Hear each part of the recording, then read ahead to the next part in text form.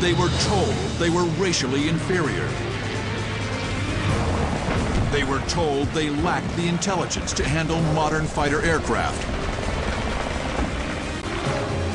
They were not supposed to succeed. But in the face of bigotry and ignorance, the Tuskegee Airmen prevailed. With skill and bravery, this all-black fighter squadron shattered racist stereotypes. And their exploits became the stuff of legend. Now you're in the cockpit as red-tailed Mustangs take on swarms of Nazi fighters.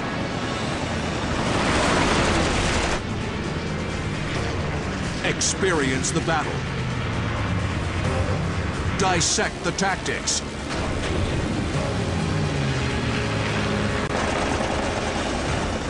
Relive the dogfights of the Tuskegee Airmen.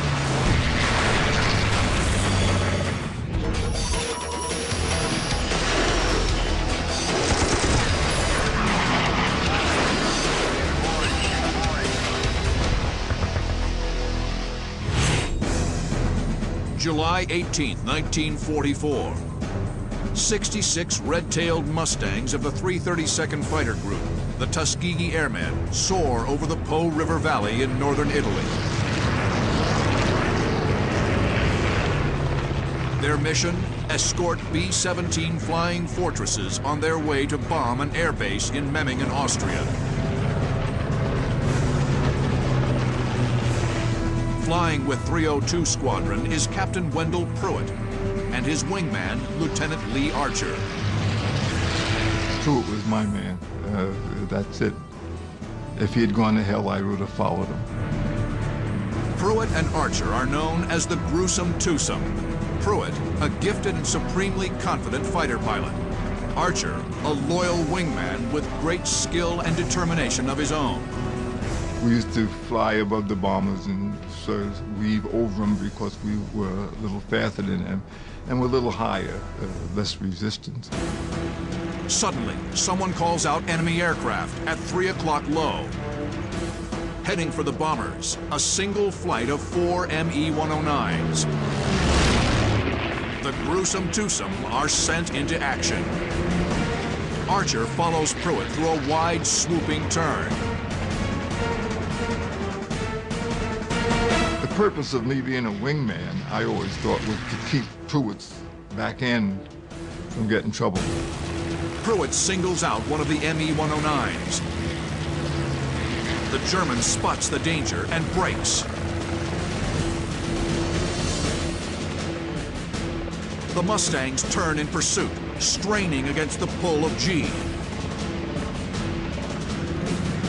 Archer fights to stay in trail of his lead through the wild maneuvers. Pruitt would follow him in a turn, and then when he straightened out, he'd make a little short burst.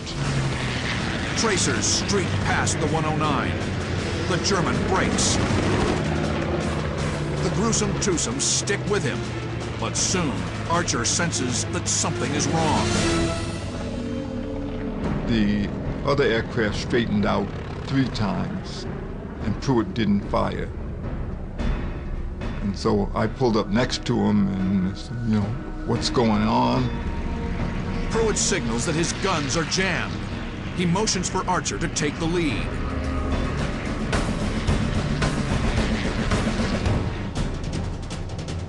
Archer throttles up and closes on the enemy.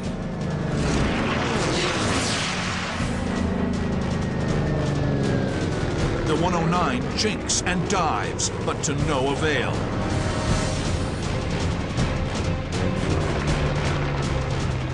I made the burst, it hit him.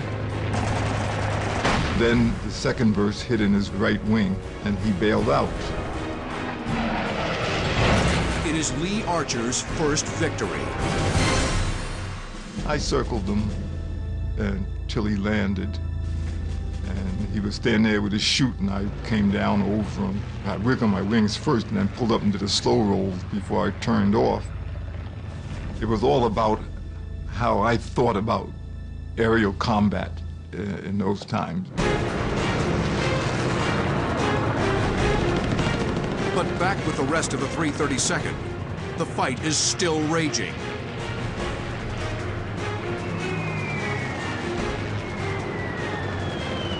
As many as 30 more Me-109s are attacking the bombers from all directions.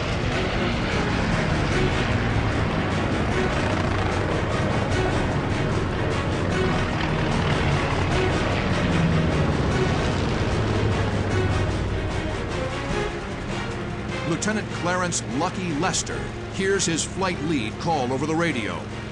Bandits, 3 o'clock high. So at that point, the flight leader calls punch tanks. That means drop your tanks, let's hit after the enemy. Lucky and the rest of his flight bank right on an intercept course. But then Lucky spots an even better target. A flight of 109s slightly below him.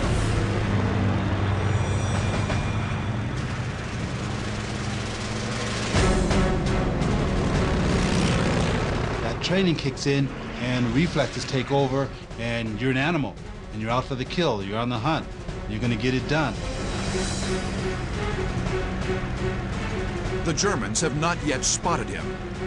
At 200 feet, he unleashes a torrent of machine gun fire. The airplane starts to smoke and it explodes.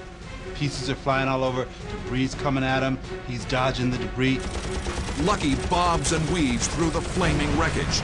Miraculously, his aircraft is unscathed. Off to his right, probably just with the swivel of the head, left and right, he notices another 109.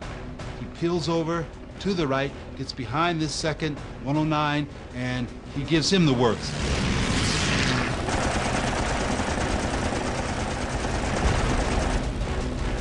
The 109 shudders and smokes. Lucky deftly rolls over the top of the doomed German. He watches as the pilot throws back the canopy and leaps away. Lester has downed 2 aircraft, but the fight has carried him far away from the bombers. Skimming the peaks of the Italian Alps, he spots a 109 at 2 o'clock low. Altitude is a key with fighter pilots. They call it being on the perch. Like a bird on a perch, you see something down below, you dive on it. Therefore, with Lester being on the perch, he had the advantage. He could get in on that Messerschmitt before the Messerschmitt knew what was happening. Lucky rolls into a high-speed diving attack. His Merlin engine screams as the Mustang accelerates past 350 miles per hour. His finger closes around the trigger. A volley of tracers arc across the nose of the 109.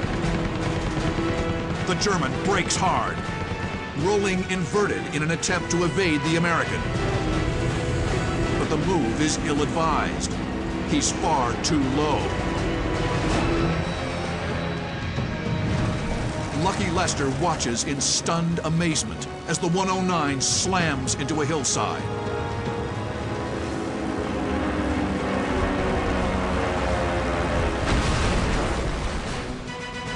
Lester soars over the wreckage, exhilarated by the intense dogfight.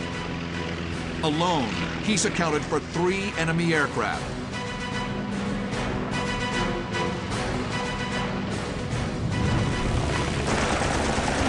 The rest of the 332nd downed 9 more for a total of 12.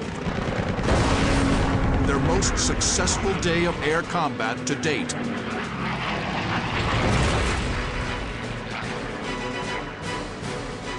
It is a milestone for the Tuskegee Airmen, a fighter group whose battle against the German Luftwaffe is only half the story. Deemed by the War Department as inferior to whites and unable to handle the intricacies of modern weaponry, black soldiers were relegated to support roles. Flying fighter planes was out of the question.